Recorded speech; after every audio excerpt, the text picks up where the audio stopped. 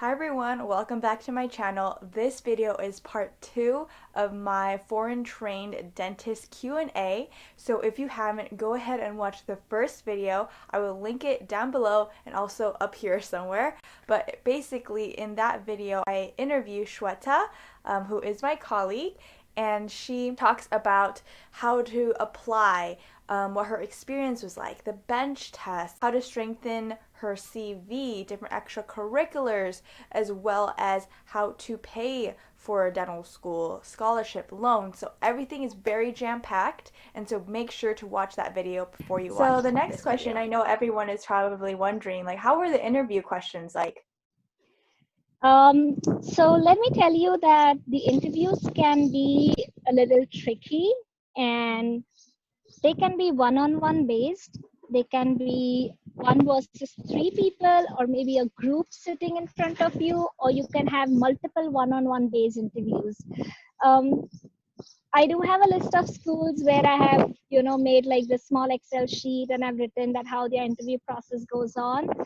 um, Most of the questions will be basic about, oh, tell us about yourself, what are your weaknesses, what are your strengths, why dentistry, where do you see yourself in 5 years. um, these are just basic questions, so this is something what everyone should be ready to answer. I know it has to be natural. It has to appear as if, oh, you've just thought of the answer and you're talking. Mm-hmm. But preparation helps a lot. You don't want to sound repetitive, redundant, and you also don't want to drag that you make the opposite person lose interest when you're Mm-hmm. talking. Mm-hmm. Keep it short, keep it sweet, but keep it complete. Give them some hints to ask you a next question so you can lead them in your answers towards the next questions. um, Always make a cheat sheet and a list of what you would like to talk about. Like when you say what are your strengths, have 3 words, have some stories behind it, or weaknesses. We all have something or the other. Be ready to own up.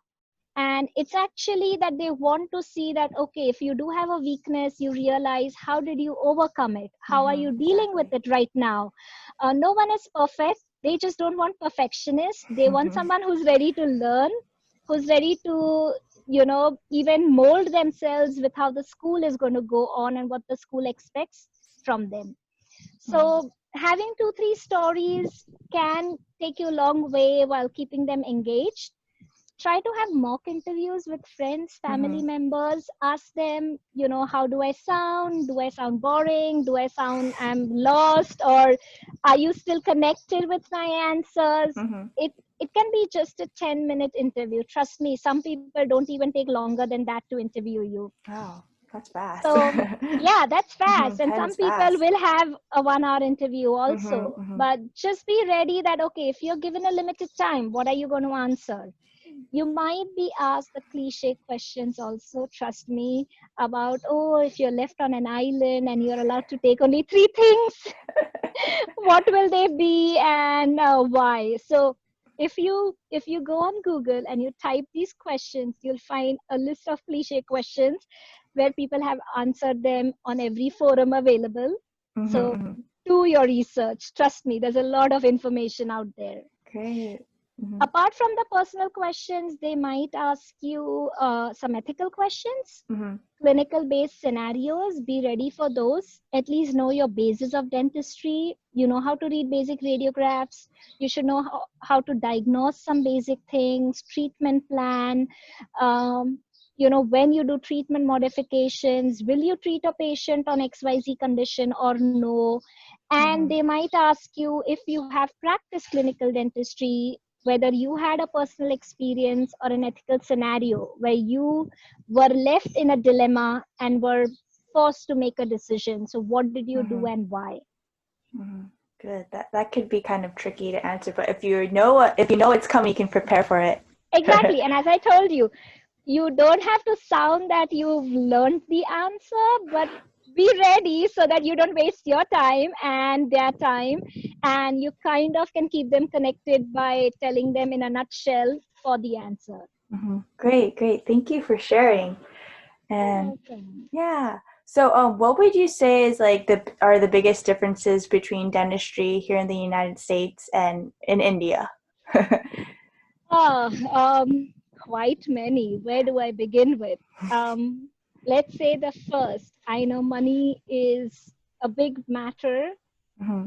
Education cost back home was way cheaper when I see the cost in this country. Mm-hmm. But let me tell you, when you start working here after your degree, you will earn in those terms and will be able to repay back your loans and everything Mm-hmm. compared back to home. Like, back home when we started working, it felt like we were paid peanuts as a Oh, dentist. uh-huh. A new grad is really not paid well. Mm-hmm. So that's the biggest difference, that the cost is higher, but you are paid back accordingly. Mm-hmm.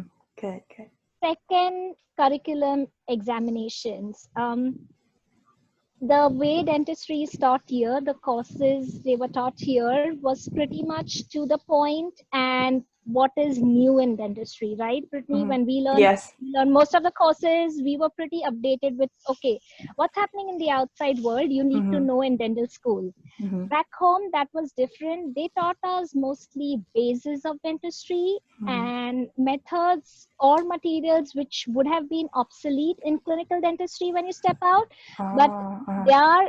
their explanation was that if you know those foundations, you will be able to learn the newer materials and methods easily once you step out. Mm-hmm. We were taught a lot of things in depth compared to here. And examinations. We had essay based exams, Oh. 80%, Uh-huh. and we had multiple choice questions, but they were like probably 20%. Mm-hmm. So those were like, when we used to get those multiple choice questions, we used to be like, what a relief. I don't have to write for 3 hours. Yeah. But yes, and here most of our exams are multiple choice questions, and I'll Mm-hmm. say very few are statement based, not essay Yeah. based. They, Yeah. like how we have a specific professor who would like us to answer right in 5 words. Yes, yes. So that's the second difference. Third is about your patient dentist relationship. Mm-hmm. Back home, where we used to have something called as internship.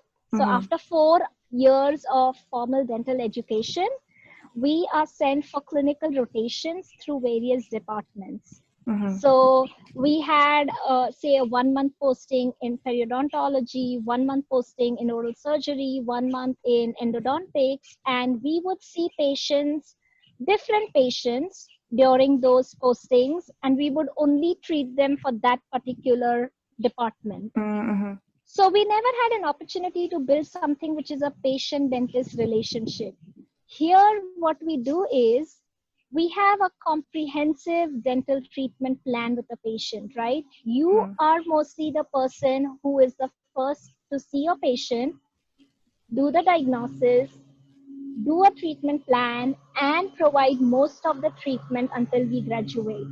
Mm-hmm. So you give them most of the treatment as a pre-doc level or as a general practitioner in the outside world, Mm-hmm. unless you have to refer them to the specialty for some things which are needed to be done by the specialty. Mm-hmm.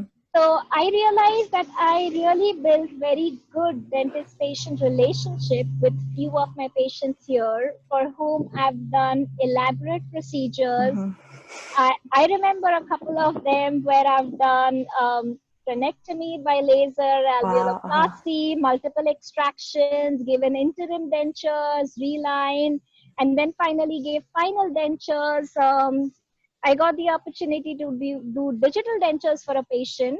So Wow, cool. that was wonderful. So as I said, it's different when it comes to patient dentist relationship.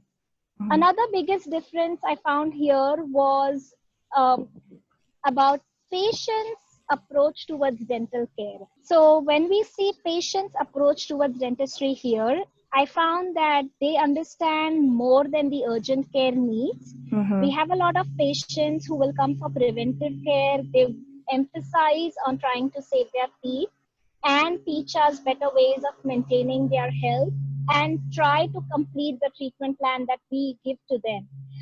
One of the biggest reason could be insurance, because uh, India still doesn't have any strong dental insurance plans, and in this country most of it is insurance based, so people are introduced to dental care earlier than the urgent care, and they do find that being a regular patient helps them better than only coming on urgent care basis.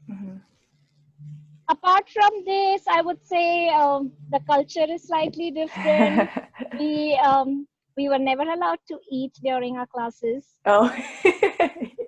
And it's pretty much a norm here. We have lunch and learns, and we have most of our conferences where you're carrying a cup of coffee, tea, food, everything, and you're attending the lectures.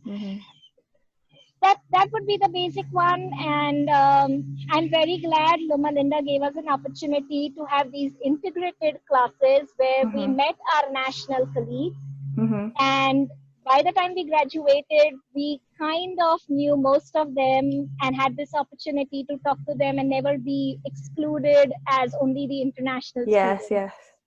So that was very good. Knowing all of this, was it worth it? Good question. Well, yes. I can certainly tell you it is worth it. I know it's a very lengthy process. It's tough times to keep waiting.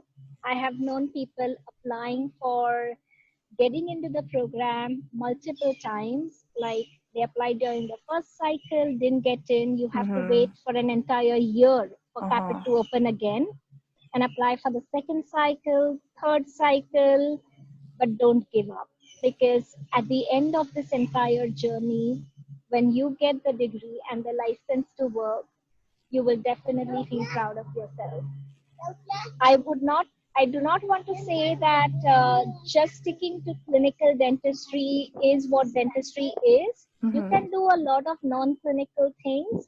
If you think you do not want to be a clinician in dental world, you can be a dental office manager. You can do public health. You can do health administration, hospital administration.